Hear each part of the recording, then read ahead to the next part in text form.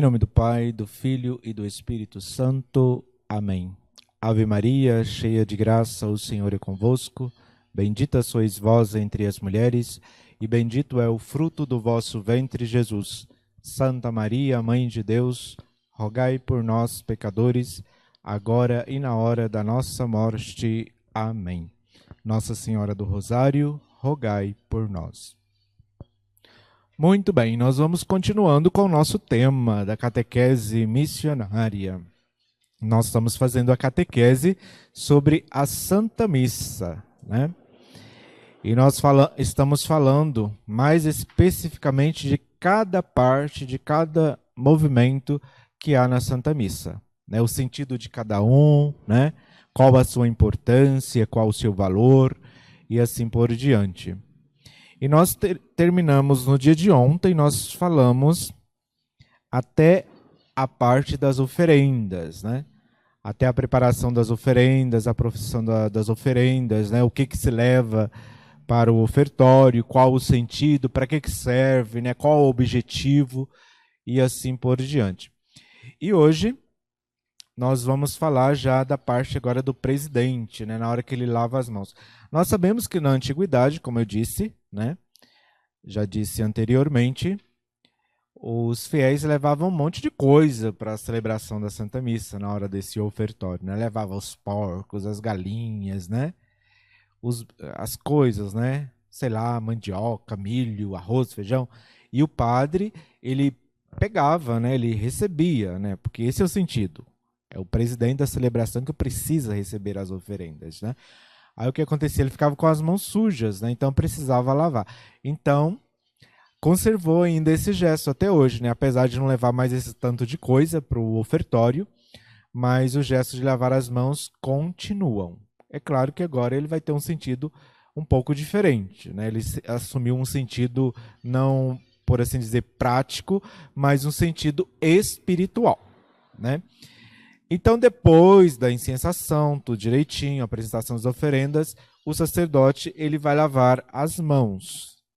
O presidente da celebração, só ele lava as mãos nessa hora, né? Não precisa outra pessoa querer lavar as mãos. O presidente da celebração, o sentido, né? Após colocar o cálice no corporal, o padre inclina-se sobre o altar e reza em voz baixa. De coração contrito e humilde, isso no ofertório, tá? Sejamos, Senhor, acolhidos por vós, e seja o nosso sacrifício de tal modo oferecido que vos agrade, Senhor, nosso Deus. Essa é a parte do sacerdote. E isso vai aparecer no livro de Daniel, né? Quando Azarias fez essa bela oração, oferecendo a Deus o sacrifício espiritual. E após esse momento, né?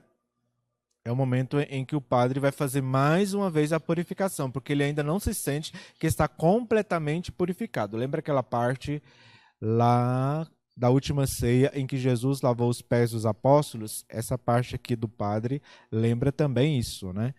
Aí quando Jesus fala assim, eu vou lavar seus pés, aí o Pedro vai dizer assim, não preciso, eu já não preciso lavar meus pés não, eu não vou querer não. Aí Jesus fala do sentido, porque ele tem que lavar os pés, e fala assim, aí Pedro fala, então não lava só os pés, me lava o corpo inteiro também, né? Uma coisa parecida assim. Aí o que Jesus fala? Quem já se banhou não precisa se banhar de novo, né? Só lava as extremidades, né? No caso, na Santa Missa, a extremidade quer dizer os dedos, né, a mão, né, as pontas dos dedos, assim por diante, né? Enquanto que na última ceia lavou os pés, e esse gesto de lavar os pés também permanece, mas só que na última ceia, na missa da Quinta-feira Santa, para dar uma ênfase maior na celebração, né? E este momento é que o padre lava as mãos. E na hora que ele lava as mãos, ele ainda vai fazer mais uma oração de purificação. Ele vai pedir perdão mais uma vez pelos seus pecados. E o pecado do povo também. Ele vai dizer o Salmo 50, versículo 4. Lavai-me, Senhor, das minhas faltas e purificai-me dos meus pecados. Então esse é o sentido, para ficar completamente purificado, para que assim possa oferecer mais perfeitamente aquela oferta, né, aquela oferenda para se tornar Eucaristia. E é só a partir de aí que ele vai continuar a celebração, já iniciando, né, a segunda parte da Santa Missa da Eucaristia, né, para fazer a consagração das espécies. E essa oração que ele faz quando está lavando a mão, é claro que é aquela parte de Davi, né, do Salmo 50, que pede a Deus perdão pelo seu pecado. E é isso que o sacerdote faz também, relembra. Então, até agora, a gente viu esse monte de coisas aqui, está tudo relacionado com a Bíblia. Está de uma forma direta, a maioria das coisas está em forma direta, mas também tem algumas que estão nas entrelinhas, né? Essa aqui de lavar as mãos está de uma forma direta, né? É claro que na Bíblia ela está aparecendo assim como uma fórmula assim um pouco espiritual, mas aqui na liturgia ela aparece de uma forma prática. Terminou de lavar as mãos, lavou as mãos, né, as extremidades, né? Lembra aquela passagem do lava-pés que eu já falei? Aí o sacerdote vai voltar para o povo, olhar para o povo, né? E vai interceder por toda a Assembleia, que precisa responder ativamente, né? Quando ele reza, orai, irmãos, para que o nosso sacrifício seja aceito por Deus Pai Todo-Poderoso. E o que os fiéis vão responder? Receba o Senhor por tuas mãos. Receba o Senhor, não é ó Senhor, não. O Senhor aqui está falando, né, para Deus receber do Padre as oferendas que os fiéis ofereceram, que o Padre está pegando para oferecer ao próprio Deus. Por isso que receba o Senhor, não ó Senhor. É o Senhor, por tuas mãos este sacrifício, para a glória do seu nome, para o nosso bem e de toda a Santa Igreja. Nessa parte aqui, todo mundo está em pé, né? Para rezar com voz firme, voz forte, né? Com muita piedade, devoção e saber o que está falando. Receba o Senhor. Por tuas mãos, mãos de quem? Do sacerdote. Este sacrifício, as ofertas, para a glória do seu nome, para o nosso bem e de toda a Santa Igreja. É claro que ali você não vai ser bobo, você também vai oferecer a sua vida, né? Sua vida em sacrifício, para que possa se tornar espiritualmente também em Eucaristia. Ok. Terminou essa parte, né? Terminou essa parte, aí vai ter já a oração sobre as oferendas. A oração sobre as oferendas não tem o convite do Oremos, né? Porque ela é como se fosse uma sequência dessa aqui que todos nós rezamos, né? Receba o Senhor por tuas mãos. Então, o sacerdote coloca todos os dons nas mãos de Deus, na oração sobre as oferendas. Todos esses dons que os fiéis trouxeram para o sacrifício, né? Que é diferente do sacrifício dos judeus, que eles levavam lá a ovelhinha para ser sacrificada, né? Aqui não, aqui já vem os dons mesmo para se tornar Eucaristia. E aí, depois da oração sobre as oferendas, aí já vai partir para a anáfora. Se eu perguntasse o que é uma anáfora, nós poderíamos dizer assim, uai, é oração eucarística. Muito bem. Essa oração eucarística aqui, ela começa com o prefácio, né? O Senhor esteja convosco, que nós vamos falar daqui a pouquinho sobre ele também, né? E essa anáfora é a própria Santa Missa, né? Já é o ponto central, né, da Santa Missa. Antes do Concílio Vaticano II, havia uma fórmula de oração eucarística, somente a número 1. Só lembrando que, às vezes, os tradicionalistas ou os tridentinos, eles acham que a única e a mais antiga e a mais perfeita e a melhor oração eucarística seja a 1. Mas não é verdade. A oração eucarística mais antiga que existe é a oração eucarística 2. Né? Até o Vaticano II se usava apenas a oração eucarística para todos os dias. Hoje ainda usa a oração eucarística mas só que é nos momentos mais solenes, né? Natal, Páscoa, né? Ano Novo, Pentecostes, né? Aí usa a oração eucarística 1, né? Para dar um caráter mais solene, né? Para a celebração.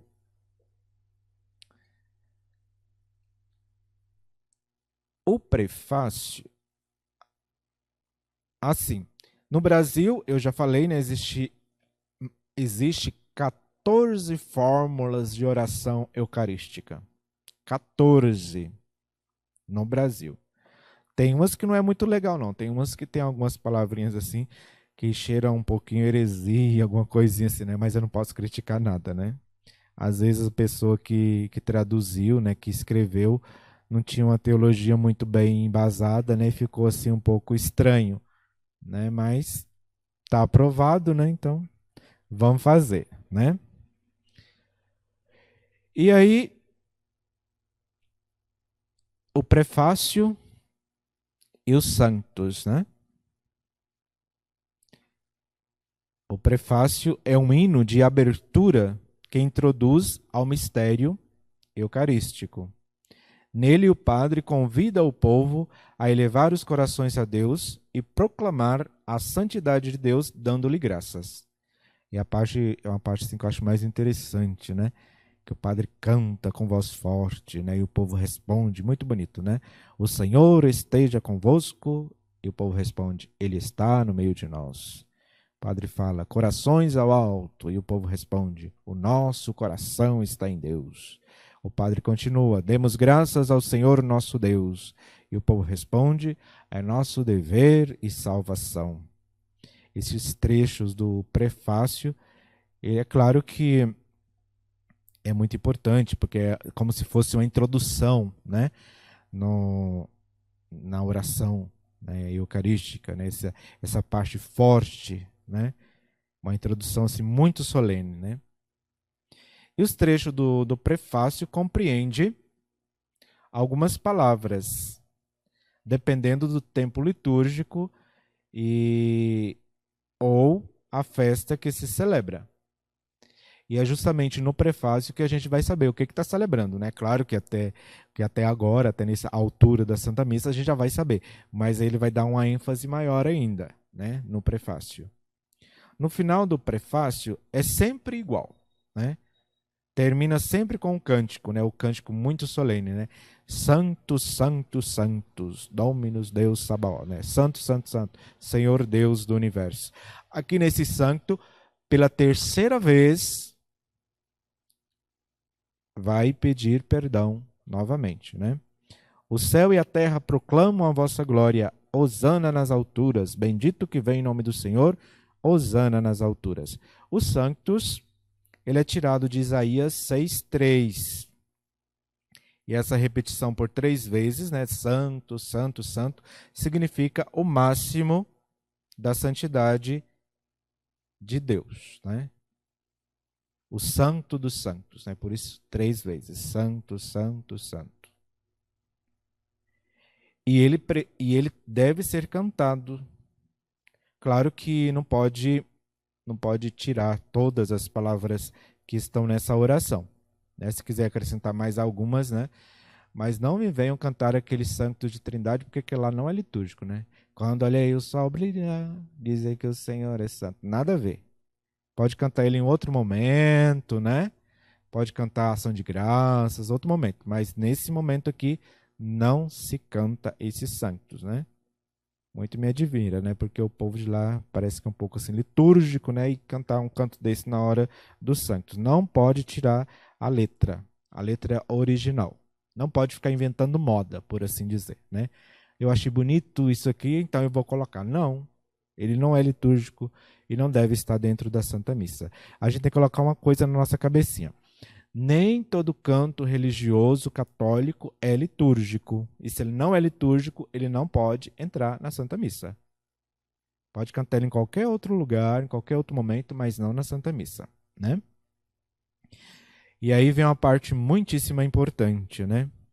a invocação do Espírito Santo, né? Aquela hora que o sacerdote impõe as mãos sobre as espécies para serem consagradas, né? As espécies eucarísticas. E quem faz com que o pão se torne corpo e o vinho torne sangue de Cristo é o próprio Espírito Santo. Essa é a missão dele, né?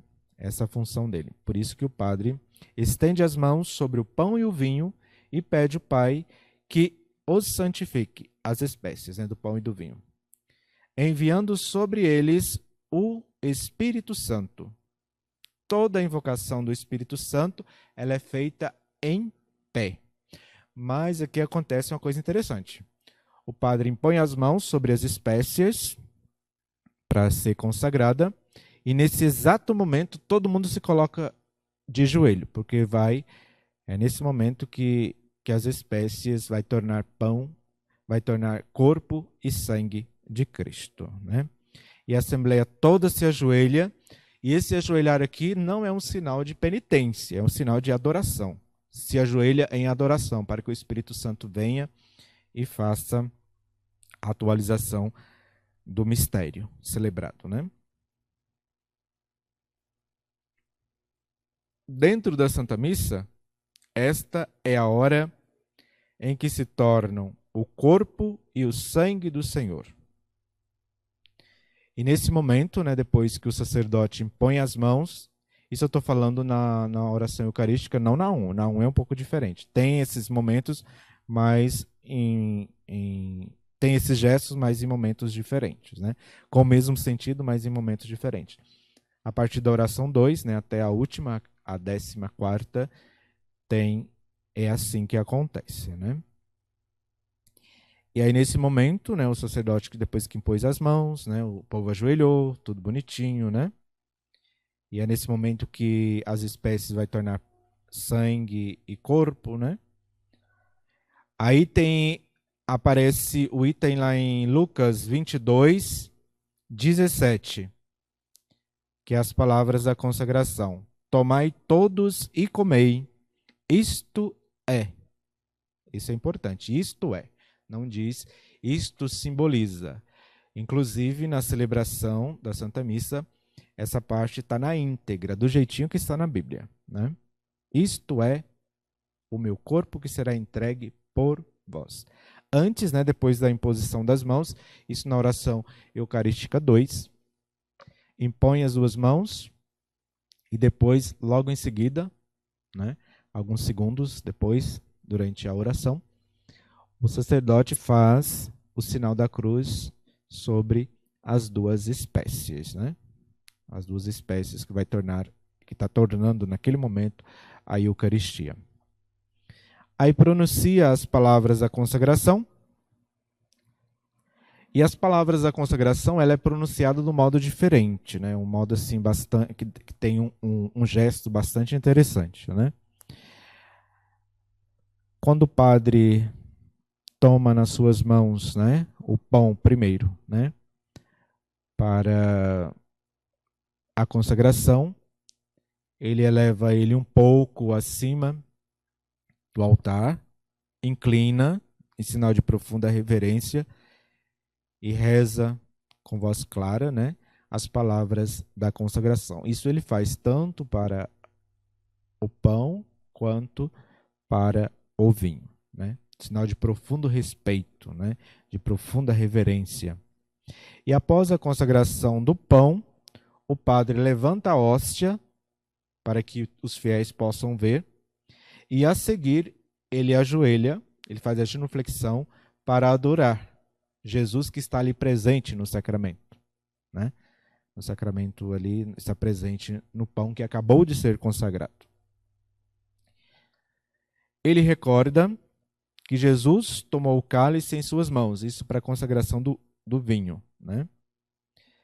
Deu graças novamente e deu aos seus discípulos. Nesse momento, ele toma o cálice nas suas mãos, eleva um pouquinho acima do altar, né? Um pouco só, não muito, e aí ele pronuncia as palavras da consagração.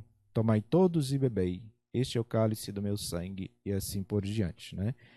E aí, na hora que ele vai pronunciar, né, rezar essa oração solenemente, ele vai se inclinar, né, um pouquinho sobre o cálice.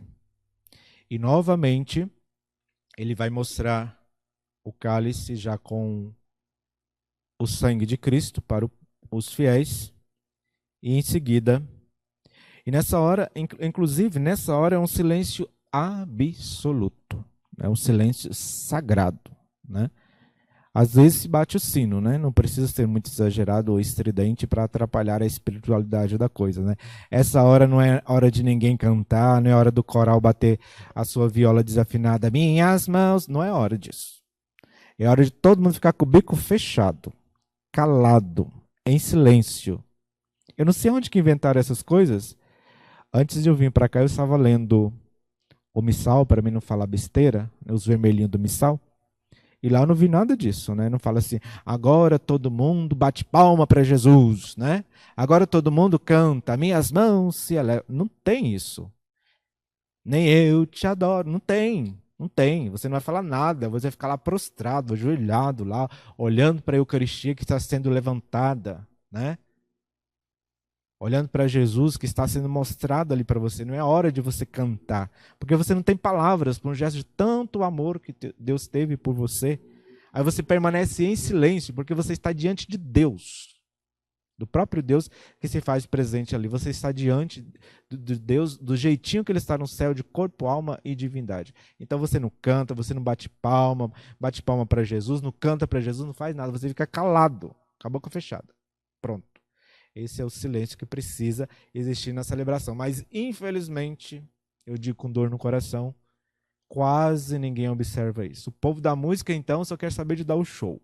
E pensa que nessa hora tem que cantar do mais alto possível porque está muito feliz, porque é muito bonito. Não é hora disso. É hora de todo mundo ficar em silêncio. E ainda mais o padre arreganha a boca e canta a música na hora. Gente, não é hora de cantar. É hora de adorar. Olhar para a Eucaristia e adorar, né? É claro, se você quer fazer um ejaculatório, uma oração pequenininha em silêncio, pode fazer, mas é hora de você estar em silêncio olhando para Jesus e deixar Ele falar com você, né? Tá bem. E aí terminou esse momento, né? Elevou o cálice, assim como elevou a patena com o pão. Aí o que vai acontecer? O padre vai ajoelhar, e o povo já está ajoelhado, né? Se o povo está ajoelhado, eles estão em adoração. Então não é hora de conversar, é hora de total silêncio.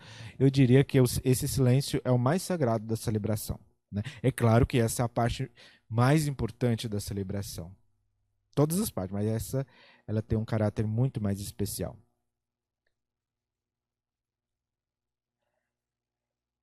E agora a gente pergunta, ué, mas por que o padre não fica ajoelhado na missa? Ele só fica em pé. Mesmo que ele não está celebrando, ele está em pé. Porque ali ele está fazendo as vezes de Cristo.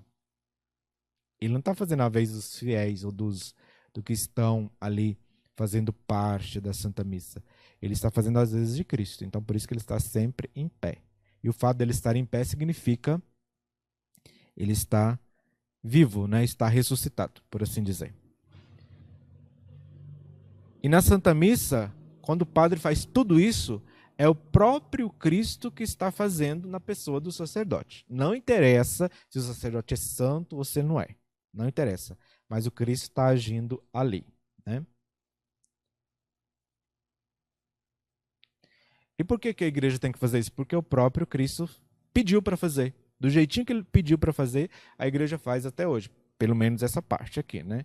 Ela tenta fazer todas as partes, mas essa aqui é a principal. O que Jesus disse? Fazer isto em memória de mim. E é justamente isso que acontece na Santa Missa. No início das comunidades cristãs, eles não falavam a palavra missa.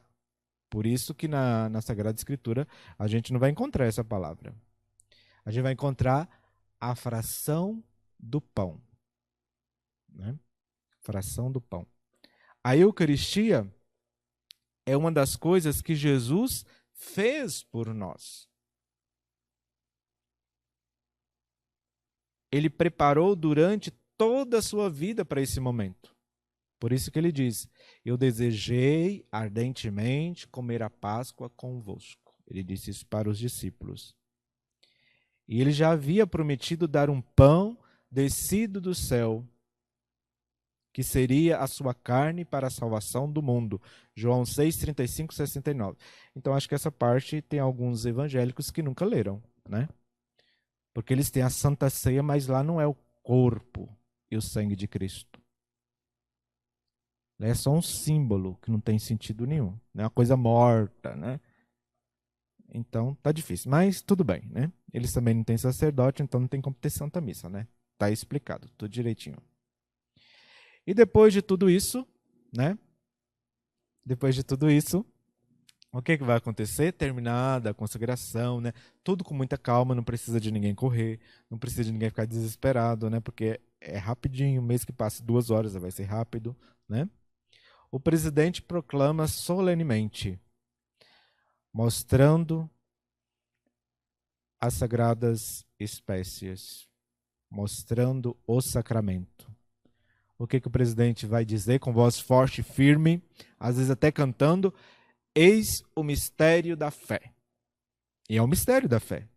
A gente não entende como é que Jesus vai fazer com que o pão vira o corpo dele e o vinho vira o sangue dele. É um mistério. Por isso que a gente precisa de fé para a gente acreditar. E o padre fala isso depois da consagração. Logo depois da consagração, ele proclama isso. Eis o mistério da fé. E aí, a nossa resposta, a resposta dos fiéis, é uma lembrança da morte e ressurreição de Jesus. E aí, nesse momento, a Assembleia inteira em pé, que simboliza o Cristo ressuscitado, esse momento, né? Porque o Cristo está ressuscitado, porque se ele está vivo na Eucaristia, mesmo que aconteceu o sacrifício naquele momento, né? No exato momento, ele já está ressuscitado, porque ele está vivo na Eucaristia. Aí o povo em pé, o povo vai responder: anunciamos, Senhor, a vossa morte e proclamamos a vossa ressurreição. Vinde, Senhor Jesus. Tem outras formas, mas essa é a melhor.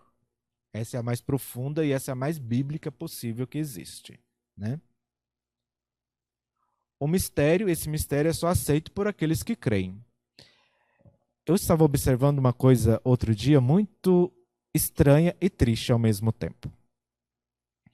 Bem na hora, depois, assim, na hora da consagração da Santa Missa, chegou uma pessoa que entrou, né? Aí tá lá o Santíssimo no altar, a pessoa ficou olhando assim, né? Assim, sem entender nada, né? Tirou uma fotinha lá, né? Do Santíssimo e foi embora. Não fez um gesto, não fez nada. Eu falei, isso aqui não tem fé. E é verdade, não tem fé que Jesus está presente na Eucaristia. E às vezes, com dor no coração, eu posso dizer, existem algumas pessoas que às vezes falam até que tem fé, que vê a missa, que faz um monte de coisa, mas que na hora da Santa Missa não é capaz de prostrar-se nem na hora da consagração. Ué, padre, mas eu tenho um problema no joelho. Mas se você tem um problema no joelho, você pelo menos em pé você consegue ficar. Mas não venha ficar sentado na hora da consagração. Tem gente que faz isso. É claro, se você tem um problema grave, né? Você não precisa ajoelhar. Mas se você não tem, ajoelha. Né? São Domingos Sávio, por exemplo, né? Fala assim, quando Jesus está na Eucaristia, se for preciso a gente ajoelhar na lama ou no fogo, ajoelha. Porque Jesus está ali na nossa frente. Deus está ali, se fazendo presente para tornar o nosso alimento. Será que a gente não pode, no mínimo, fazer um gesto de adoração, né?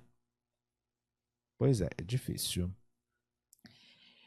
E aí o povo, né, quando vê a Santíssima Eucaristia sendo levantada, né, como se Jesus estivesse, né, sendo levantado na cruz, aí eles proclamam com fé: anunciamos, Senhor, a vossa morte e proclamamos a vossa ressurreição. E aí o mistério está concluído, está celebrado, né? Acontece nesse momento. E aí, para continuar ainda, né? Eis o mistério da fé. Aí o padre, com voz forte, ele vai dizer, vai rezar, né?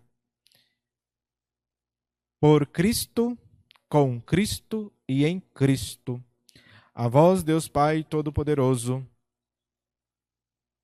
na unidade do Espírito Santo, toda honra e toda glória, agora e para sempre. Aqui vem o amém mais solene da Santa Missa. É esse amém aqui. Depois o por Cristo, com Cristo e em Cristo.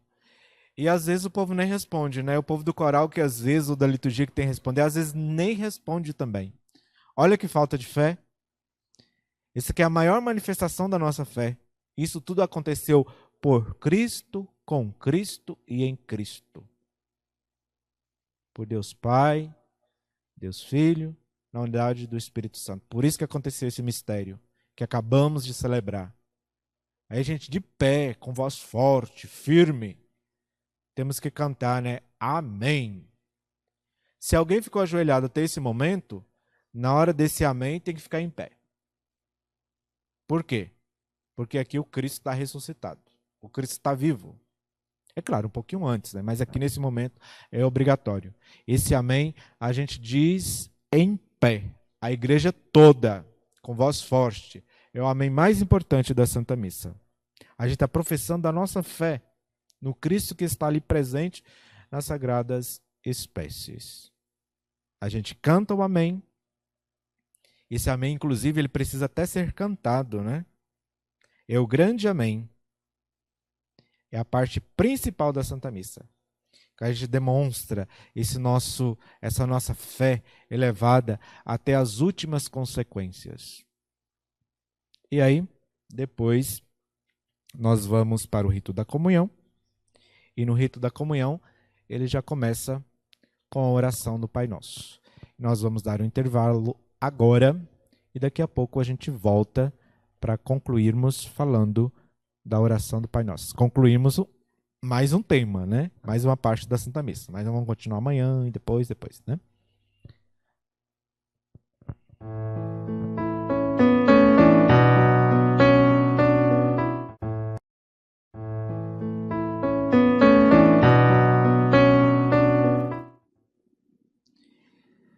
Muito bem, vamos continuar com o nosso tema, né?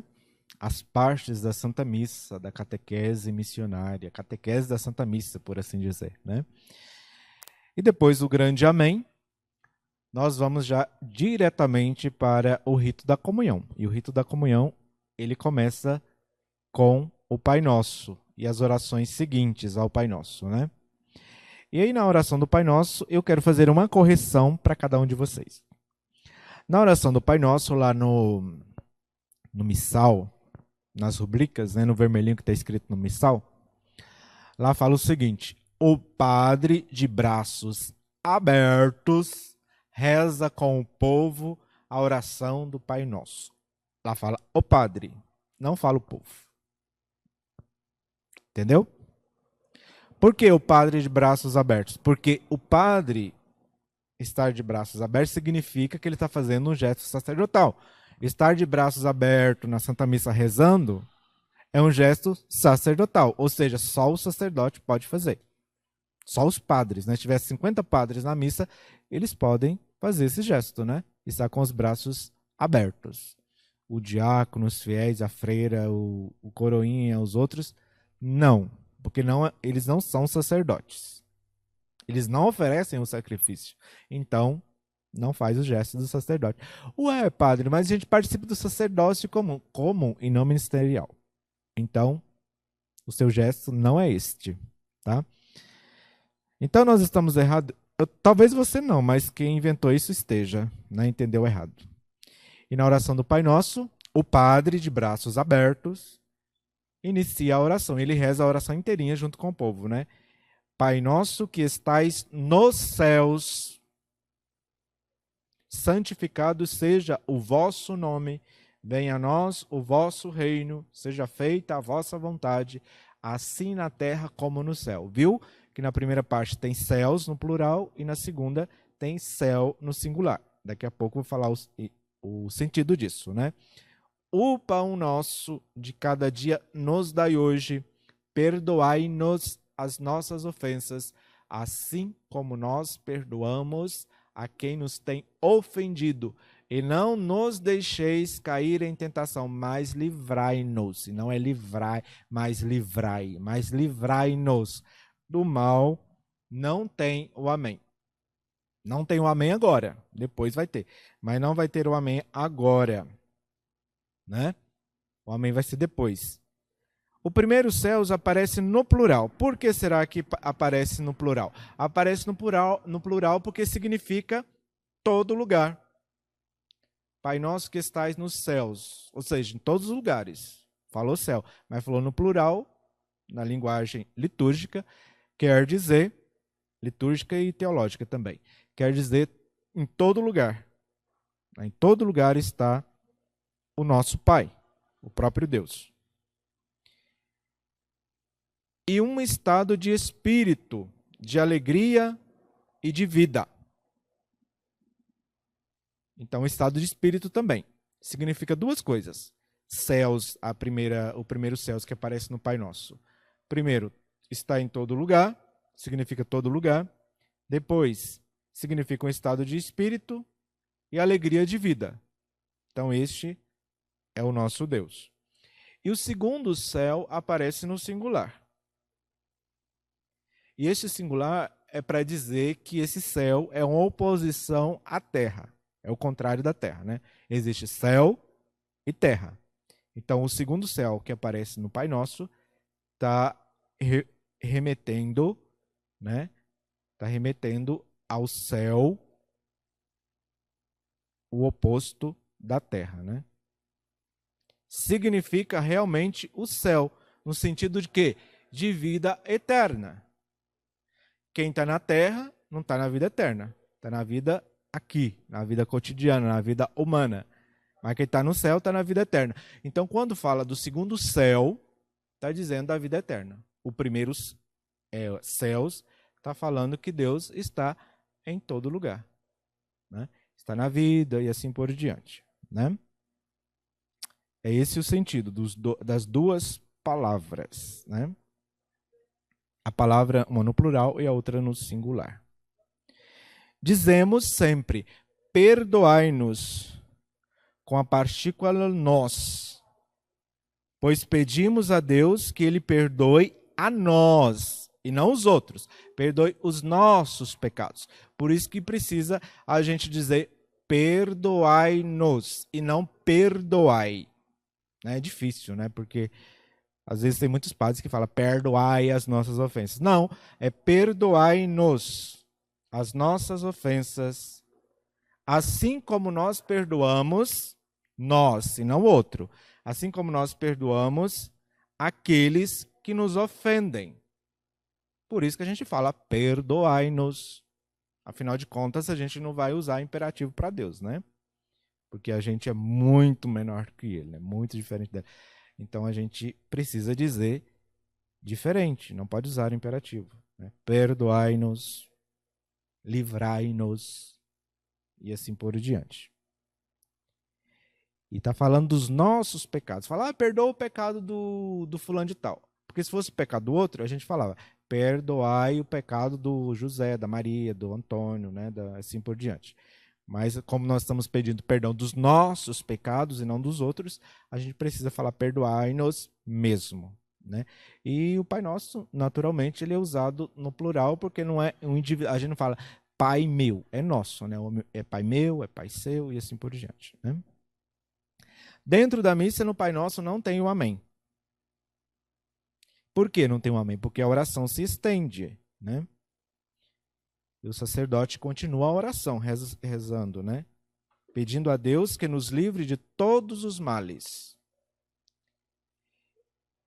Porque só quando estamos libertos do mal é que nós podemos experimentar a verdadeira paz. Ou seja, quem está mergulhado no mal, no pecado e assim por diante, ele não pode experimentar a paz. Então, por causa disso, a gente ainda não diz amém, porque precisa continuar, precisa estender um pouquinho mais a oração, né, para pedir a Deus a paz e assim por diante, né?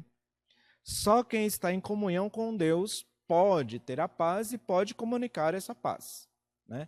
Quem não está em comunhão com Deus vai ser simplesmente uma palavra, não vai ter como transmitir. E depois, né, nós temos que dizer livrai-nos de todos os males. Depois a gente tem que falar, dai-nos hoje a vossa paz, que é a segunda parte da oração que só o sacerdote faz, né? Às vezes tem alguns lugares que os padres pedem, reza todo mundo. Não, é só o padre que faz essa parte. Ajudados pela vossa misericórdia, sejamos sempre livres e protegidos de todos os perigos. Vivendo a esperança, aguardamos a vinda do Cristo Salvador. Mais uma vez, a gente faz uma menção aqui à parousia, né? A segunda vinda de Cristo. E só depois disso é que nós vamos dizer o amém. É aqui que está o amém do Pai Nosso.